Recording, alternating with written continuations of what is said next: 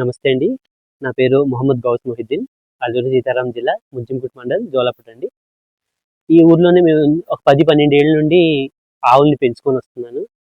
మన ఎండాకాలంలో మన గ్రాస్ అనేది మనకి అందుబాటులో ఉండకపోవడంతో మన ఏదైతే ఎండి గడ్డి పెట్టడం అదే తరచుగా జరుగుతుంది. అప్పుడు పాలు ఇవ్వడానికి కూడా పాడి పరిశ్రమలు చాలా కష్టకరంగా కూడా ఉంది. ఈ మధ్య కాలంలో మాకు ఇప్పుడు వెటనరీ డాక్టర్స్ ఇద్దరు కూడా కొత్తగా రావడంతో నాకు అజోలా అనే ఇగోటండి ఈ విత్తనాలు ఏవైతే చూపిస్తున్నాం, ఈ అజోలా అనే గ్రాస్ దీని గురించి నాకు తెలియపరచడం జరిగింది. అయితే నేను ముందుగా కామన్గా తీసుకున్న ఇవన్నీ పెట్టుకోవడం చేయడం చాలా ఇబ్బందిగా ఉంటుందని వాళ్ళు పదే పదే వాళ్ళ ఒక ప్రోత్సాహంతో పోనీ ఇన్నిసార్లు వచ్చి చెప్తున్నారు కదా మన మంచికే మన మేలుకి అనే ఒక ఉద్దేశంతో నేను వాళ్ళ దగ్గర నుండి విత్తనాలు తీసుకొని ఇగోటండి ఈ కేట్లు కూడా సారికి అన్ని చూపించేటట్టయితే వాళ్ళు నాకు లేదు దీనివల్ల బెనిఫిట్ పోనీ ఇదిలాగా ట్రై చేయండి దీంట్లో బాగా మీకు ఉంటుంది అని నాకు సలహా ఇచ్చారు. ఆ విధంగా నేను ఈ కేట్స్ ఏవైతే ఉన్నాయో తక్కువ బడ్జెట్ లో నా దగ్గర ఏవైతే పాత ఉన్నాయో ఆ బడ్జెట్ లోనే ఇవన్నీ నేను ఏర్పాటు చేసుకున్నాను. అదే కాకుండా ఈ చిన్న చిన్న వాటర్ బాటిల్స్ ఏవైతే ఉన్నాయో ఇవి కట్ చేసేసి అందులో వాటర్ నింపి ఈ విధంగా నేను చేసుకున్నాను. ఇవి చేసుకునేటప్పటికి మొదటిసారిగా నాకు పంట అయితే సక్రమంగా వచ్చింది. కాకపోతే ఆవులు తినకపోయినప్పటికీ నాకు చాలా అప్సెట్ అనిపించింది. నేను ఎమ్మటే సారికి కాల్ చేసి అడిగాను. అప్పుడు నాకు సజెస్ట్ చేశారు మీరు డైరెక్ట్గా అలా పెట్టకూడదు, అది పేడ కంపు వస్తుంది కాబట్టి కొద్దిగా వాటర్లో బాగా 2 సార్లు కడిగి పెట్టండి అని. మొదటిసారి ఆవులు అవాయిడ్ చేసేవి తినలేదు.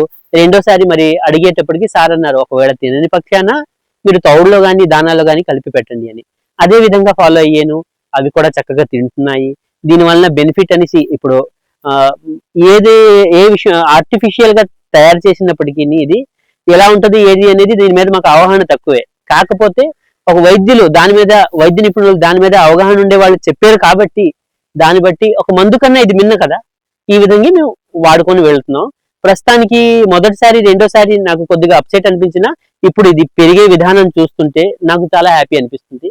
ఇదే విధంగా వాళ్ళు కూడా తరచు వచ్చి ఒకవేళ ఎక్కడైనా సరే మనం కొద్దిగా నెగ్లిజెన్సీ చేసినా కొద్దిగా అలసటగా ఆగిపోయినా సరే మాకు వెనకాల నుండి వాళ్ళు బాగా పుష్ చేస్తున్నారు కాబట్టి అయ్యో వాళ్ళు వస్తారు అడుగుతారు మళ్ళీ సమాధానం చెప్పాలనే ఒక ఉద్దేశంతో అయినా సరే మనం ఫాలో అప్ అవ్వాల్సి వస్తుంది.